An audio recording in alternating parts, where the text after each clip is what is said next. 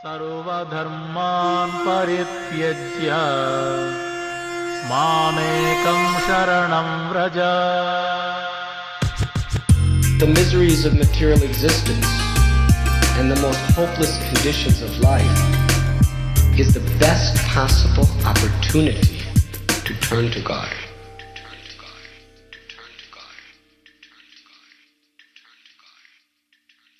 Barerupa Bhakti presents The Gift of Desperation, a Bhakti recovery podcast. This is a 12-step based Bhakti-oriented space. Here we share our experience, strength, and hope in the spirit of recovery from addictions and associated behaviors. Welcome. Hello. Welcome to today's show with Raghunath Cappo. Thank you. Good to be here. Yes, it's the one and the only. You're the first person I met that talks more than me, Jiva. I'm We're wondering how this constantly is gonna stepping pan on out. each other.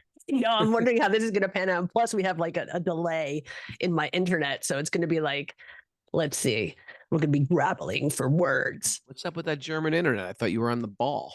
Dude, German internet is like freaking third world country. What? We don't, yes, it's horrible. I think it's politically incorrect to say third world, but Is it? I think it is. Oh, Developing Jesus. nation. Developing. Get your life together, Jiva. I'm gonna be stepping You're in such it left a and right. train wreck, dented can. Come on.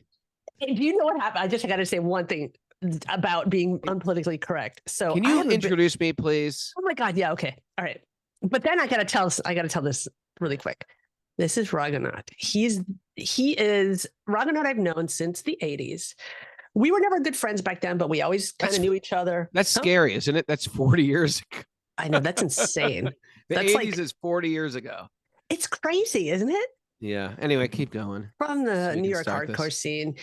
Raghu at the time was a little wiser than I. Raghu was straight edge, which is someone who doesn't do drugs, doesn't drink, doesn't smoke, doesn't have sex, and doesn't smoke cigarettes. And you also didn't drink coffee and you were vegetarians, right? I drank coffee and I had sex. But Did you do that on the sly?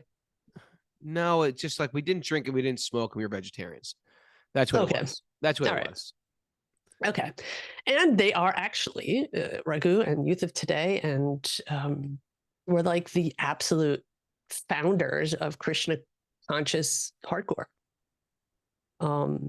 Later. I mean, first we got big within the straight edge scene. And then I just sort of like, I realized like, well, there's more to it than just abstinence.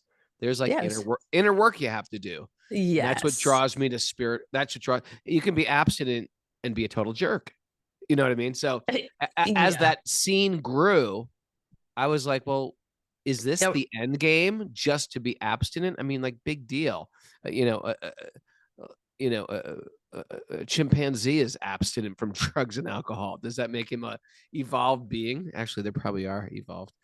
But I felt like if we're driven by our ego, if we're doing this to prove we're better than other people, there's got to be something more than this. And that's what drove me to spirituality and eventually Eastern thought. And eventually I quit and just became a monk, as told in my book that's coming out, From Punk to Monk. That's right. I was going to ask you about that book. It's coming out in April. I'm so looking forward to not reading it because I'm dyslexic, but I will listen to it. So I'll have someone read it to me. Are you going to have an audiobook? It's going to have an audiobook. Oh my God. And who's going to? Okay. I'm going to do it myself. I'll speak it myself. You have to. I would love to. Yeah. But I will say it took a long time for me to write because I am dyslexic and backwards and attention deficit disorder. But I'm glad you're I did male. You're the male version of me. I did have a spiritual experience writing the book, and the spiritual experience was as you go back historically through your life and through your troubles and through your pains and through your, through the floor dropping out from underneath you and to your greatest successes and stuff like that. You realize that there's always been a divine hand in there, leading you, directing you, giving direct. Sometimes you couldn't sometimes you wouldn't reach for that divine hand, but there was always sort of like messengers being sent. And what happened was I developed such an intense gratitude towards people after writing this book. I felt like that was so cathartic. I've been Wow. loved and taken care of. And there was times where I just put my fingers shoved in my ears and wouldn't listen to good advice. And it was beautiful. And then, Imagine you like, la, la, la, la, la, la. yeah. Talk to the hands. That's where I was at. So it was really good to do. And it tells my story. It tells my story. And because it was a weird story, because then as the teachings of the Gita is not just to say, okay, all this is nonsense in this world. Drugs are nonsense and alcohol is nonsense and promiscuity is not nonsense. I'm going to live in a cave. That is not necessarily the answer too. Yeah, sometimes I want to do that though. Right. Well, that's sort of what I did. I sort of like cut relationships with everybody. It felt so liberating. And at the same time, you were young. I was 22. It was 22. Yeah, young. And I was experiencing like the high. Talk about a drug giving you a high, the high of fame at a young age. You're like, I'm cool. I'm invincible. Why doesn't it? But with that comes a type of almost feeling like, well, you're almost like you're in a costume party.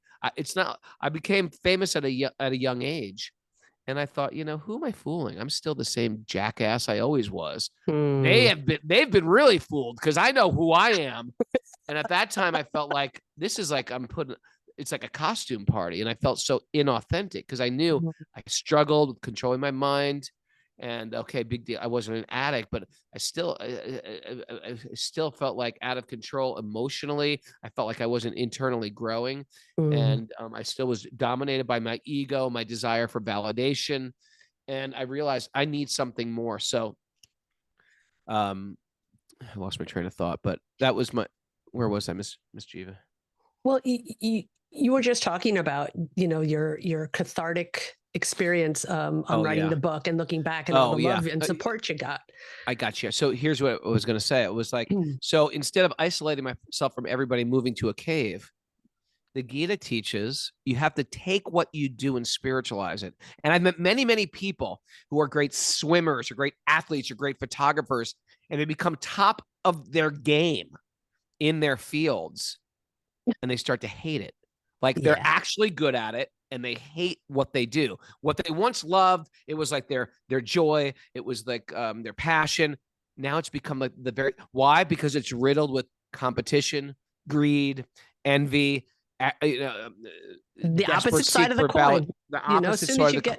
Yeah. As soon as you get that, as soon as you get that pleasure, as soon as you get that dopamine hit, as soon as you get that validation, as soon as you get all that, it comes with a lot of responsibility. And a lot of the responsibility is negative. It becomes negative. And so that's what happened to me. And so you naturally want to just renounce it. And the more I read the Gita, the more I read like, oh, I'm being Arjuna right now. If your listeners are unfamiliar with the Gita, this I was going to say. Sure. Could you please? The Gita is a really simple way to explain it is like the Bible of ancient India, which is a conversation between God and the pure devotee, and the pure devotee happens to be a warrior, and he's about to have this most tragic moment of his life where he has to fight his cousins, and on his cousin's side are people that he loves, like his guru and his grandfather, and he's put and it goes to show that we get put in these very, very tough situations. And what are we going to do? What's easy or what's right? And so Krishna, you think, well, Krishna, he's a nice guy. He'll say, don't fight. But Krishna's saying, actually, you have a particular duty here, and trust me, these people are already dead. They're already dead. Yes. I just want to know if you want to step up and play ball. And so here I was. I didn't want to go back to the music scene. I was like frustrated, frazzled over it, over nightclubs, over staying up late, over Raghu, that whole. Can I say something with you? You are one of the most misunderstood people that I know. You are. That hurts my feelings. No, it doesn't. It shouldn't, because the thing is, Raghu, you are one of the most extremely bright, interested, unique people I have ever met in my life. And believe you me, I've met a lot of damn people in my life. You're just one of those people. You got it all. And the thing is, I think you're just like me. You get bored. You get bored. You can have it all. You get it quick because that's just what we do. We go in, we kill, and then we're like, okay, now what? And then we go on to the next thing. That's the material world. It's like, now what? Yes. Been there, done that. Now what? Exactly. Been there, done. Or another one is like, big deal. Okay, I'm in the Caribbean, beautiful beach, big deal. But that could be misunderstood as someone, being unfocused. It's not about that. It's not about being it's just like focused. It's like an exhaustion. Yes. With material enjoyment. Exactly. Whether that's like, how many beers can I drink, or how many beautiful tropical places can I go to? It's like, now what the soul or the spirit needs a mission, and the mission has to be to better all the living beings in the world. Yes. And even self-help books talk about like a purpose-driven life. And in Bhakti Yoga, the idea is it's purpose-driven because it's giving back to the center. When you give back to the center, all the other living satellites around the center also benefit from it. We're not saying just love God and hate everybody else. Hate those Islamic people, hate those Christians. No, it's not trying to convert someone to be a Hindu. It's trying to understand that we're not Islamic, we're not Hindus, we're not Christians. Anyway, everybody's a spirit soul. That's everybody's identity. And they're all lost in a land of labels. Oh my we God. have one label, and we're pure spirit souls. And most of us just forgot that. And I'm trying to find any type of identity desperately to find my tribe. So I'm going to be why I love you. A religious tribe, a political tribe, a national tribe, an identity with my skin, my flesh color. It's just stupid. Identity or sexual orientation. I'm sorry, sexual I'm orientation. You're not going to be happy to identify as straight or as gay or as trans. That's not going to make the soul happy. No, that's going to give you. It's going to say the meal will make you happy for a moment. We need to find what is it that we're all connected with, and that is we're all spirit souls. Yes, and it's all innately within us. It's all innate within us. Innately, we have that. That is inherently with every single person. Inherently. I tell that when I teach yoga too. I'm a yoga teacher. She didn't finish my bio, but I'm a yoga teacher too. Well, that's because I couldn't, because you were talking and I just wanted to go with the flow. It's okay. So anyway, but that's what I tell the goal of yoga is. The goal of yoga is not conversion to be yogis or Hindus. It's to remember what we actually are. And we're all parts and parcels of God, little parts of God that have forgot. And our lights have become dim because we're absorbed in matter. This is a universal truth. This is not, like you said, this is not a Hindu truth. It's not a Catholic truth. It's like not math. A Jewish truth. It's like math. Math is science. Math. Totally. Right. Totally. And that's why I like this concept. And the Indian culture, they got this because it's woven right into their text. It's not exclusive stuff like this for our group. Your group can figure it out. It's inclusive. There's pearls of wisdom in philosophers and spiritual systems all over. I can quote. That's what you know, wisdom of the sages, don't you? You know, that should have been in the introduction. That's, you guys do these little, nuggets of spiritual truths. But I say that these Vedic teachings, which is why I love them, is the thread that ties all these pearls together. Oh, beautifully put. Beautifully put. Thank you. But anyway, I got this loud calling while being a monk.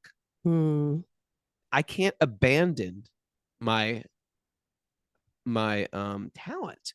I have to just use my talent in a spiritual way instead of doing it for the ego. Did you have someone tell you that, or did you? Because I think I remember you telling a story once. I know a lot about you, and we've had lots of talks, and you're my buddy. I knew. Well, here's the deal. I'm pretty self-assertive, and as a teenager, I started my own record company. I signed 20 bands, put them out. You're great, man. Unbelievable. I'm saying this so you all respect me and validate me. No, I'm just sharing a little bit of my bio. And then when I gave it, and I toured, and we booked our own tours. Everything was DIY back then. There was no internet. We did it using all, stolen credit card numbers that my friend used to get through his I computer. remember those. Oh my You God, remember you those? remember those? Like Sprint numbers or something. I don't want to say Sprint because they might come after me today, but No, but I remember. And only from phone booths. only from phone booths. It was just like Oh ridiculous. my God. But it was like that's how you toured back then. We booked our own tours. We made our own records. We distributed them ourselves. And so anyway, my point was like I knew I could do this, and I was speaking a positive message. It just wasn't necessarily a spiritual message. And so I thought, well, I could just do what I just did, but do a spiritual version. So I started a spiritual record company called Equal Vision Records. And I started a spiritual band called Shelter, where we were all celibate monks. And I started spiritual fanzines. And that's just how we did it. And that blew up even bigger. And it's been an interesting ride, Miss Jiva. You know, the thing is when I said that you guys were the, you know, many people, some people might say like, yeah, the Cro-Mags were first, or these people were first, or, you know, even, you know, Anna Dill with the, you know, the first 7-inch that they have there. Was first. Yeah, exactly. Yeah. But No, what I wanted to say about that was you guys like ate, slept, and breathed it. So many have touched upon it, of course, in the hardcore scene, New York hardcore scene, that, you know, Krishna consciousness was like pretty much in there always. It was when I got in there, it was in know? there. And you got to understand, Yeah. I'm from Connecticut. To me, I didn't fit in a Connecticut high school. I mean, you grew up in New York City, so you had that New York edge because kids. Yeah, in but the I city, grew up on the Upper West Side, and like it doesn't matter. Kids in the city are just more like grown up, and I didn't even know anything. And so I'm just like walking around the village in weekends, you know, not understanding like how dangerous of neighborhoods I was in. This was early 80s. And you know, roaming on Avenue D, like. But I did have common sense. I did have common sense to be like, you know what? I don't want to become too friendly with these guys. I kept a healthy distance from everybody. I was straight edge. I didn't drink or smoke, and I didn't want to hang out with all these people that drunk or smoke. And I knew that at any minute I could be on the receiving end of an ass beating because it was such a violent. It was just such a violent time. Not just even within the couple of times, as I was also at the end of a couple of ass beatings for no apparent reason at all. Yeah, there's no good reason. It was just New York was dangerous back then. So I kept my distance, but I mingled and I fell in love with the music. I felt like I fell in love with the DIY ethic. Me too. I just fortunately got blessed not to be into drugs and alcohol because they were everywhere and offered to you. And yeah, so anyway, I can't remember how we were talking about this, but I knew I could do this in a spiritual way as well. And so then we started like that. And some devotees encouraged me as well. Like, hey, this would be a great thing. And of course, there was conservative monks going, you can't do this. This is completely inappropriate. But you know what? You just did it anyway. Utility is the principle. It's not. So we just kept ourselves protected. I love the that idea. about I you. understand. You kept ourselves protected, and it's smart. And we had advice from teachers and from broad-minded spiritual practitioners who said, yeah, here's what you got to do. You got to have, it's like if you go into a burning building, here's what you got to do. You got to, you know, wear this jacket and wear this hat and wear this oxygen mask, right? And carry an axe. And if it's too overwhelming, you can't go in. So at the same time, we kept ourselves very protected by a strong spiritual practice, 2 hours of meditation and chanting every day. Special rituals and pujas. We were celibate. We very careful about what we ate and the cleanliness of the food, and we'd cook it ourselves, and we wouldn't eat at restaurants. We lived like monks who happened to be in a hardcore band, and we traveled around. We cooked for ourselves, and it was a special, weird, magical time in history. That's amazing. That's so amazing. Yeah, that's so great. And then we'd go to India every year, and the India would sort of like recharge our batteries before we go out to war again. Just like, you know, if you're a fire person, you know, you practice wearing heavy bags and stuff, and you climbing up and down the fire tower to practice what it's like. You set an old house on fire and you practice. We practiced to go into the fire, so to speak, of dealing with all the temptations that the world has.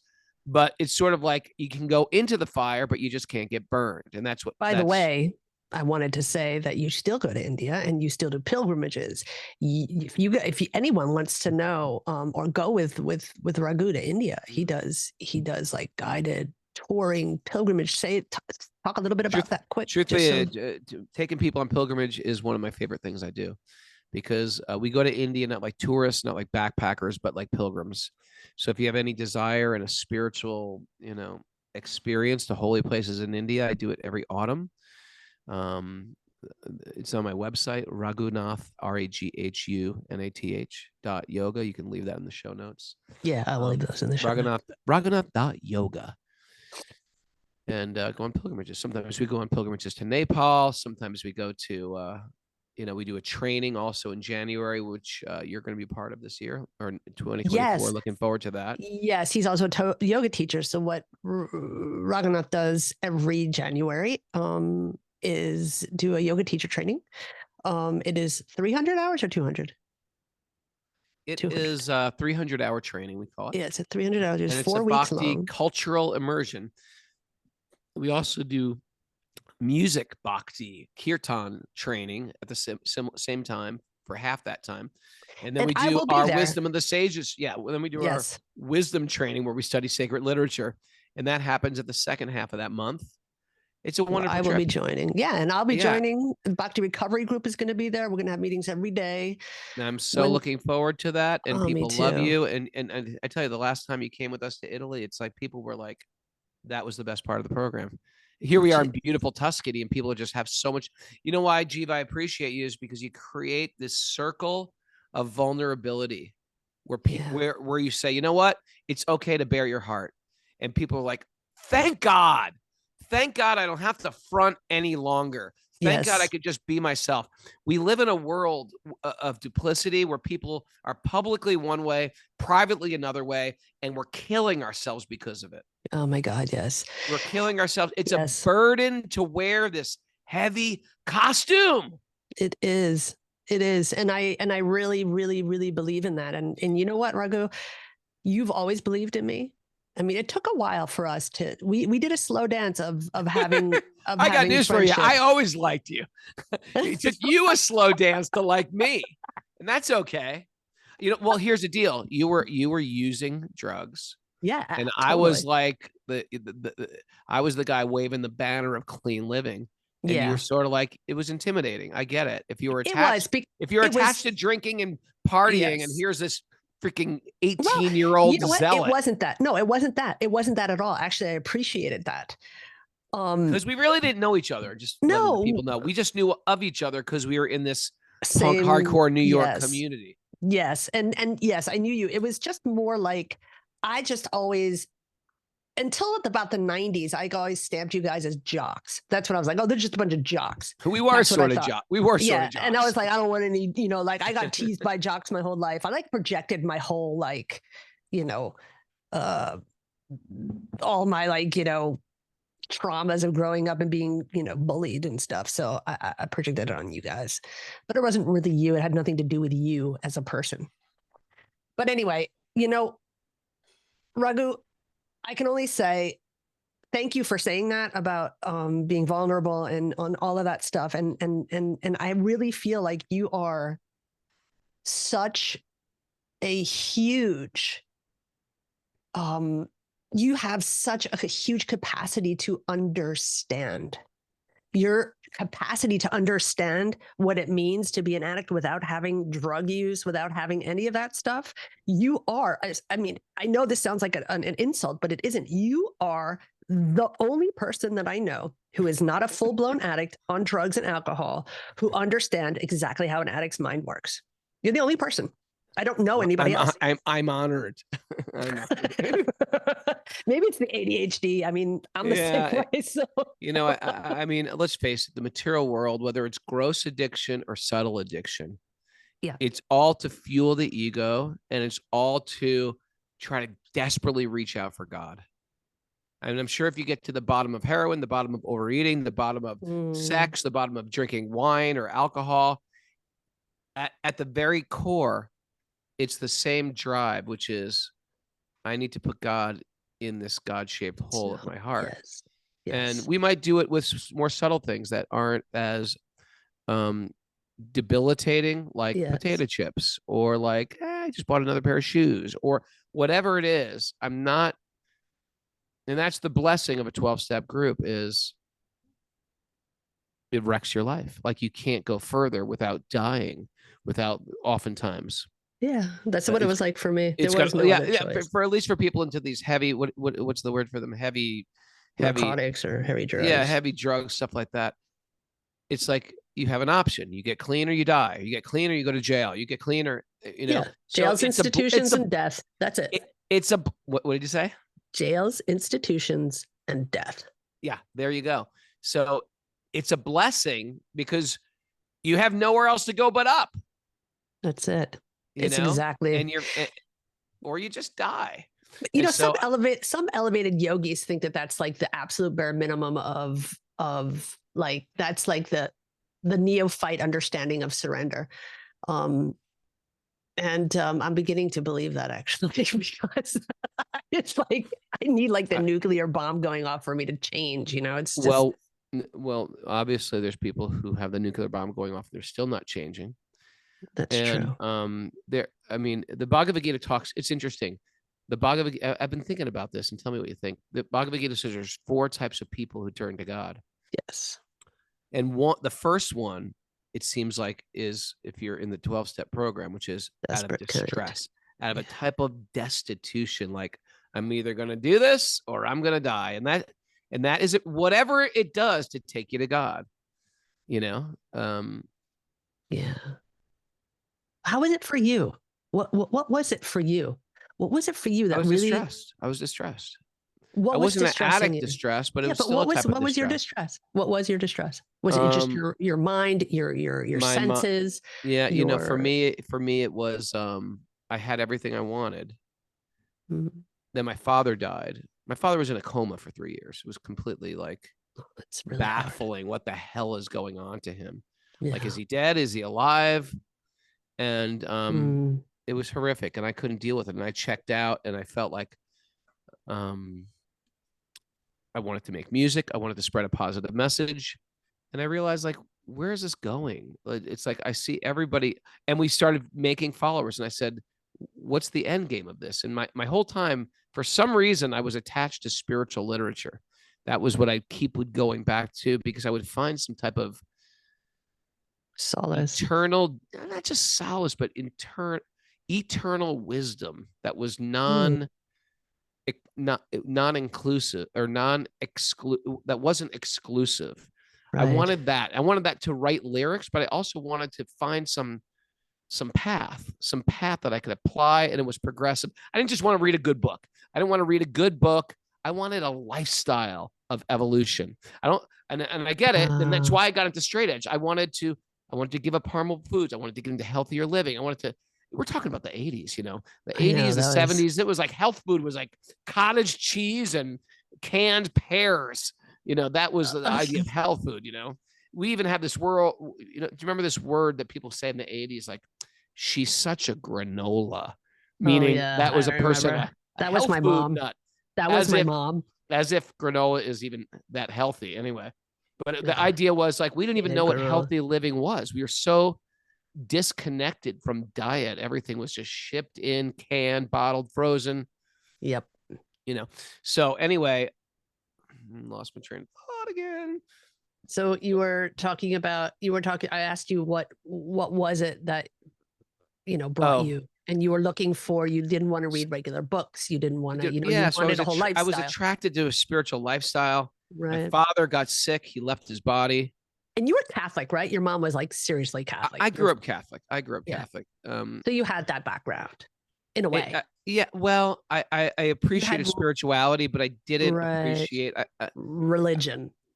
Yeah. You know, I read about this in the book. It was sort of a funny story I'll share. It was, you know, I went through 1 year of college. Before we forget, when is the book coming out? When is it coming April 1st out? is the release date. But you can pre-order it now. Okay, pre-order. You can pre-order it now on Amazon. It's called Punk to Monk, and it's Raghunath Cappo, or Ray Cappo, Ray can find- Cappo. You better ask somebody. Yeah. All right. You know. All right. So go ahead. So anyway, I was sitting in I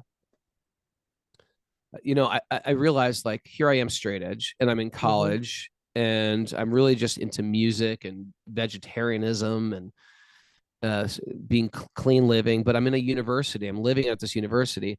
And I was just like, you know what? I don't want to get sucked into crazy college life. I need to find some higher vibe people.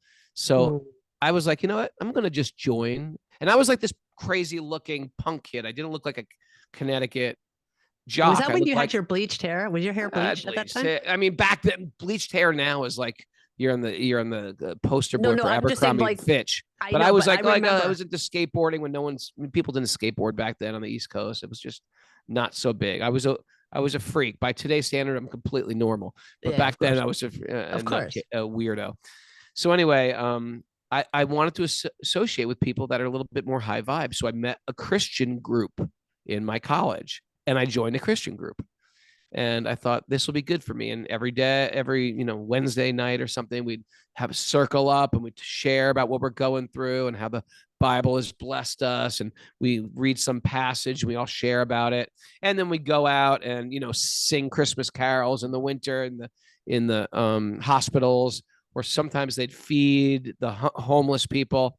I jived with all this except the feeding the homeless because they fed them meat and I was a vegetarian and I couldn't get my head around that. But I appreciated the vibe. So on weekends, I'd end up going to New York City and hang out with all the punks. And I'd also go to spiritual bookstores, which you could find in New York City.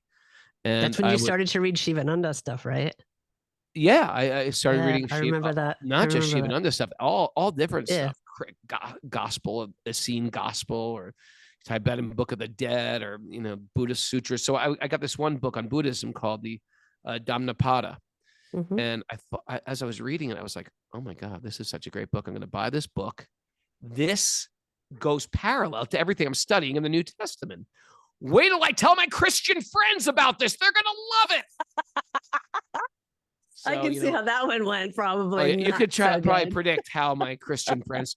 And I remember the leader of the group just looking at me go, okay. I was like, you're not gonna believe this. I think you guys are really gonna like this book. It's called the Dhammapada. It's about Buddhism, and it runs hand in hand. I think Christianity. I think you guys would really like this book. And the leader of the group just sort of blank face said, Ray, I think we're gonna just stay to the Bible. This is a Bible study class. I think we're just gonna read. He was very I felt a little bit dismissed, but I get it. Yeah, okay, it's a Bible class. We don't want to talk about it. But when the next guy shared, he was like, I'm so glad you shut Ray down. The Buddhism has stole so many people to the devil so much. And at that point, I just got irked. You were like, I was like, you don't even know you don't even read this book. I was like, it's the same thing from another culture. Big deal. And then, of course, he retorted, Ray, I don't need to eat dirt to know I don't like it. All I know is to say Christ is the way. Christ is the way, the truth, and the light. No one gets to God except. I said, listen. Every sacred literature says their way is the way. Yeah. Okay, so there might be a reason why they say that. I might tell my children. I've got children, so I might tell my children, listen to what your dad says right now. That doesn't necessarily mean that what someone else says is wrong. Bad. Yeah. Yes. Right. So I said, why don't we find the commonality in these books instead of the differences? Don't you think we'd live in a much better place much better world, if we learn to find the commonality in the differences that we have amongst each other? And then I just started getting into it with I was just like, I went back to the leader and I said, well, what's the deal? Are you telling me that I talked to the leader personally. I just said, listen, are you saying that everybody who never met Jesus? No, I said, here's what I said. I said, are you telling me a good Buddhist is going to hell because they're not Christian? And he said, well, I don't really know. I go, no, you do know. What do you think? Do you think a good Buddhist who follows all these principles, which are very similar, if not identical to the teachings of Christ, You're saying, forget, love your enemies, don't hold on to resentment, forgive your, right? Are you saying they're going to go to hell? And he just looked at me squarely and said, yes. yeah, they are. Oh, dude. And I said, listen, what about people who never met Jesus? They're going to go to hell? What about John the Baptist? What about Moses? What about Abraham? They're all going to hell? Give me a break. Why not find the commonalities? And that's what pushed me further and further to Eastern thought, that there's messengers in the world and they're all trying to lift us higher. Yes. They're trying to lift us higher. And that's the very beautiful thing about Bill Wilson and the 12-step program is like, okay, let's get the religion out of the picture. Yes. And let's go to the essence. What are you holding on to? Yes. What are you responsible for? Yes. Right? What's the resentment? Who have you hurt? Yes. And don't just like try to paste, spiritually bypass over that spiritual stuff. Yeah. bypass, plaster over it. Who have you hurt? How do you make amends for that? And how do you move forward now? Yes. And this is so freaking important. Because it's not just like, I love God and forget all these other things. Forget the wake of terror I've created in my past. Oh my God. How do I heal these things? How do I let go of resentment? How do I let go of resentment? And take responsibility. And how do I let go of resentment of people who have really hurt me? Yeah. How do I let go of resentment of those? How do I come to terms with that? And that is the genius of a 12-step program. Yes. And that's why it works. And that's why I think with Bhakti, they are like hand in hand. They walk hand in hand with each other because you can't advance with this Bhakti culture, with this yoga of devotion. You can't advance if you haven't cleaned up your mess. Yes. Oh my God. Yes. If you wet your pants, and you pooped in your diapers, you can't, go to the prom. You know what I mean? You can't go out. You can't put on your best outfit. You can't go to the prom with a shitty diaper. That's what this episode. And so you got to go back and you got to feel like, who did I hurt? What am I still holding on to? Yes. It's big stuff. It's big stuff. It is big stuff. And you know what? I just have to say, I'm so appreciative of you, Raghu. You've done so much for me, and I want the whole world to know that.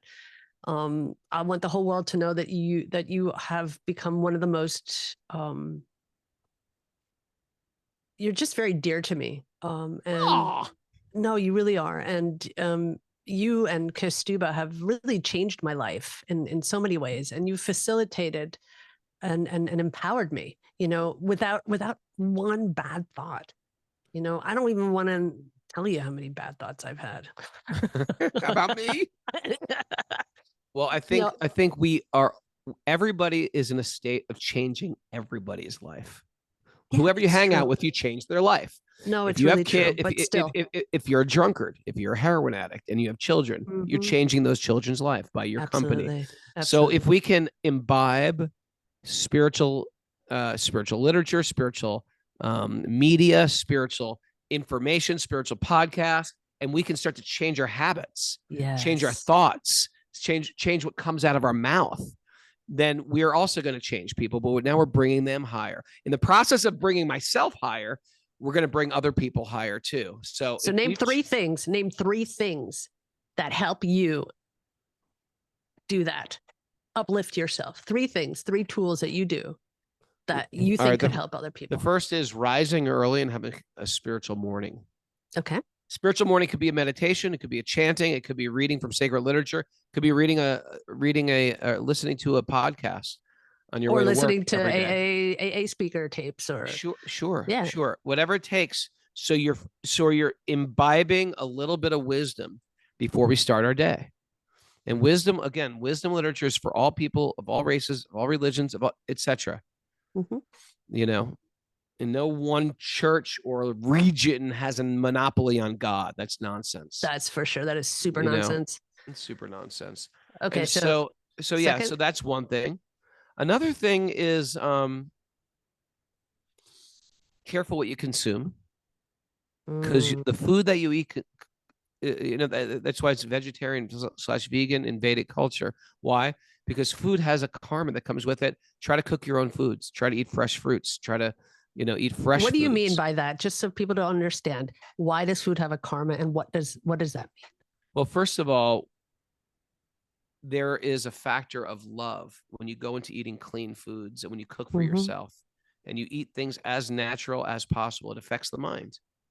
Okay. You are what you eat. If I'm going to eat a lot of junk food, I'm going to have a junky body and junky thoughts. And if you don't believe me, do a fast, do a cleanse where you're just eating clean foods, fresh fruits and vegetables for a week. See what happens.